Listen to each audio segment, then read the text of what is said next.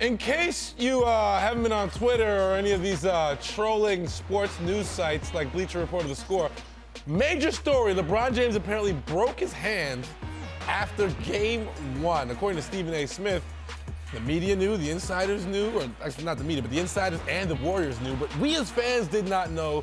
So, Will Strickland, did that change your perception of, his performance? Because Charles Barkley certainly took the axe to LeBron James post-game. We're not really worried about Charles Barkley taking the axe to anything except his weight. So or donut. When we think about what happened, I think as much as I am a LeBron James fan, I think the way they went about it at the end of the series, talking about it, coming out with the hand cast, in the words of the late, great Sean Biggs Green, was soft like porridge. Okay, I like that. It was weak to me. I think if you were injured, you live with it, let somebody else tell that tale, but don't show up with the hand cast. You played a great series.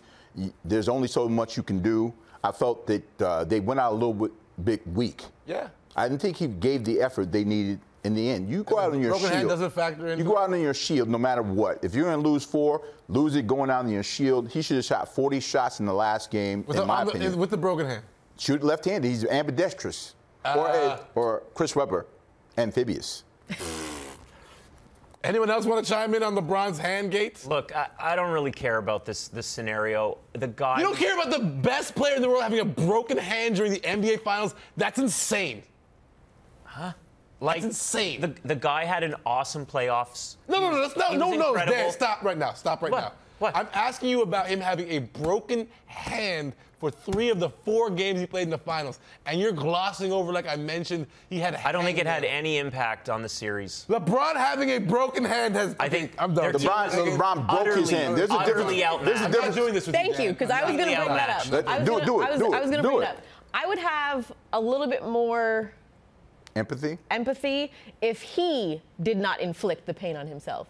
He, as a grown man, chose to break his hand. He chose to punch the whiteboard or the blackboard or whatever he punched.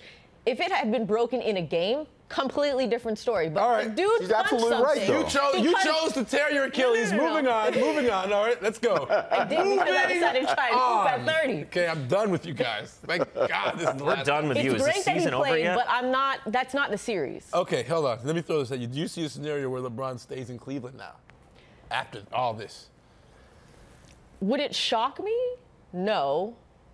Would it shock me if he left? No. But I think it actually this time is going to come down to where he feels his family has the best and most comfortable growing arrangement, because his kids are now going to high school. His daughter's still growing up. It's not going to shock me if he goes to L.A. Is that inside information from Boogie or what? No. A source never tells. Will, would you be surprised if he stays? Absolutely. You'd be surprised? Absolutely. There's no redeeming value.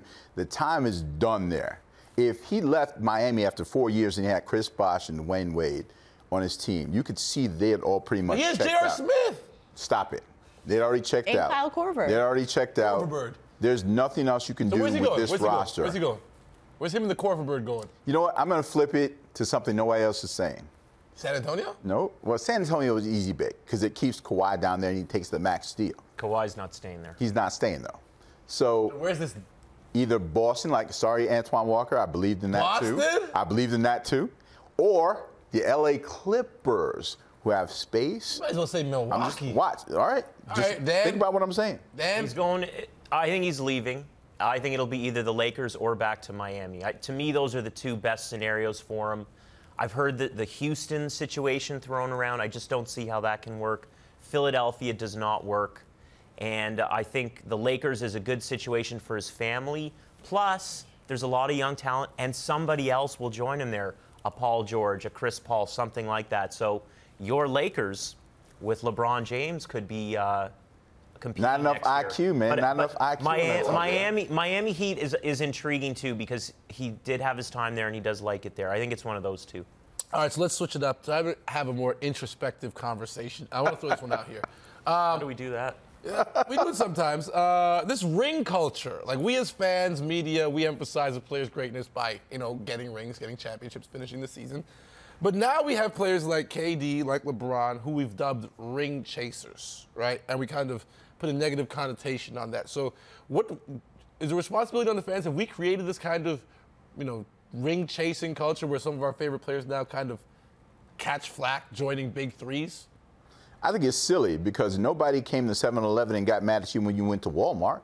So slow it down, right? You changed jobs. I'll explain to you. It's free agency. Yeah. You want to upgrade from 7-Eleven to Walmart. No disrespect to those places. They don't have Slurpees at Walmart. See what I'm saying? So these guys getting upset with guys who are free agents who's earned the right to go wherever they want to go and apply their trade.